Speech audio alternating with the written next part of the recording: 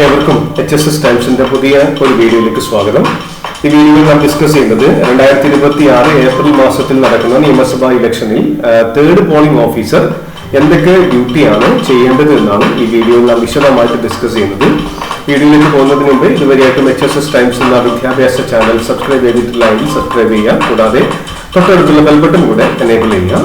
നമുക്ക് വീഡിയോയിലേക്ക് പോകാം. ഞാൻ ഓൾറെഡി പറഞ്ഞതുപോലെ ഇതിൽ വിവരങ്ങൾ ആധികാരികമോ ഔദ്യോഗികമോ അല്ല.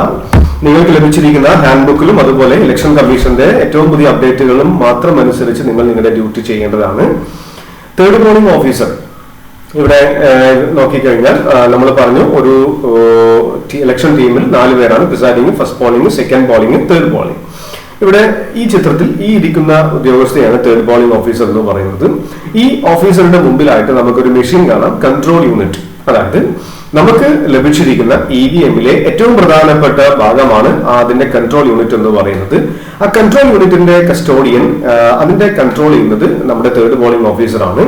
ഇനി തേർഡ് പോളിംഗ് ഓഫീസർ ചെയ്യേണ്ട മറ്റൊരു പ്രധാനപ്പെട്ട കാര്യം, സെക്കൻഡ് പോളിംഗ് ഓഫീസറുടെ അടുത്ത് നിന്നും ഒരു വോട്ടർ വരുന്ന സമയത്ത് ആ വോട്ടറുടെ കയ്യിൽ വായിക്കാൻ പറ്റാത്ത മഷി ഉണ്ട് എന്ന് ഉറപ്പാക്കുക. ഇതാണ് രണ്ടാമത്തെ ഡ്യൂട്ടി. ഇനി മൂന്നാമത്തെ ഡ്യൂട്ടി എന്ന് പറയുന്നത് ഈ വോട്ടർ കൊണ്ടുവരുന്ന വോട്ടർ സ്ലിപ്പ്, ആരാ വോട്ടർ സ്ലിപ്പ് കൊടുക്കുക? സെക്കൻഡ് പോളിംഗ് ഓഫീസർ ആണ്. സെക്കൻഡ് പോളിംഗ് ഓഫീസർ നൽകിയിരിക്കുന്ന വോട്ടേഴ്സ് സ്ലിപ്പ് വോട്ടർ കൊണ്ടുപോകരുത്.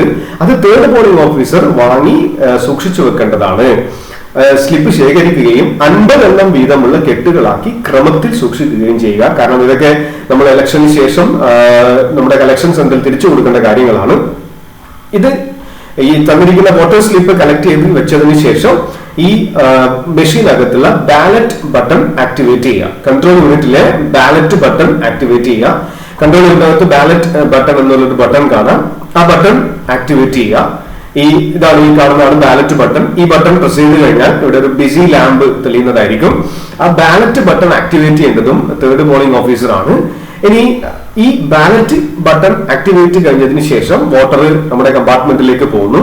അവിടെ വെച്ചിട്ട് വോട്ടർ കൃത്യമായിട്ട് വോട്ട് ചെയ്യുന്നുണ്ട് എന്ന് ഉറപ്പാക്കേണ്ടതും തേർഡ് പോളിംഗ് ഓഫീസറാണ്. കാരണം പ്രിസൈഡിംഗ് ഓഫീസർ മറ്റു പല ഡ്യൂട്ടീസും ചെയ്യുന്ന സമയത്ത് അത് ശ്രദ്ധിക്കണമെന്നില്ല. വന്നിരിക്കുന്ന വോട്ടർ വോട്ട് കൃത്യമായിട്ട് രേഖപ്പെടുത്തി എന്ന് ഉറപ്പാക്കേണ്ടത് തേർഡ് പോളിംഗ് ഓഫീസറാണ്. അപ്പൊ ഈ 3 കാര്യങ്ങളാണ് തേർഡ് പോളിംഗ് ഓഫീസർ ചെയ്യുന്നത്. വളരെ എളുപ്പമുള്ള കാര്യമാണ് ഞാൻ പറയുന്നത്. വളരെ സിംപ്ലിഫൈ ചെയ്തിട്ടാണ് നിങ്ങളുടെ ഡ്യൂട്ടീസ് എക്സ്പ്ലെയിൻ ചെയ്യുന്നത്. ഒന്നാമത്തെ ഡ്യൂട്ടി എന്ന് പറയുന്നത് വന്നിരിക്കുന്ന വോട്ടറുടെ കയ്യിൽ മഷി ഉണ്ട് എന്ന് ഉറപ്പാക്കുക.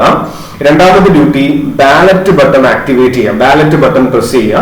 മൂന്നാമത്തെ duty voters, second polling officer issue ചെയ്തിരിക്കുന്ന വോട്ടേഴ്സ് സ്ലിപ്പുകൾ കളക്ട് ചെയ്തിട്ട് 50 എണ്ണം വീതമുള്ള ഒരു കെട്ടാക്കിയിട്ട് റബ്ബർ ബാൻഡ് ഉപയോഗിച്ചിട്ട് ഒരു ബോക്സ് തലേനാളെ തന്നെ കരുതി വെക്കുക. അതിൽ കൃത്യമായിട്ട് നിക്ഷേപിക്കുക. അത് ലാസ്റ്റ് നമ്മൾ തിരിച്ചു നൽകേണ്ട കാര്യമാണ്. അപ്പൊ ഇത്രയും കാര്യങ്ങളാണ് തേർഡ് പോളിംഗ് ഓഫീസർ അദ്ദേഹത്തിന്റെ ഡ്യൂട്ടിയുടെ ഭാഗമായിട്ട് ചെയ്യാനുള്ളത്. ഓക്കെ, അടുത്ത വീഡിയോയിൽ വളരെ വിശദമായിട്ട് മറ്റു കാര്യങ്ങൾ ഡിസ്കസ് ചെയ്യാം. Thank you.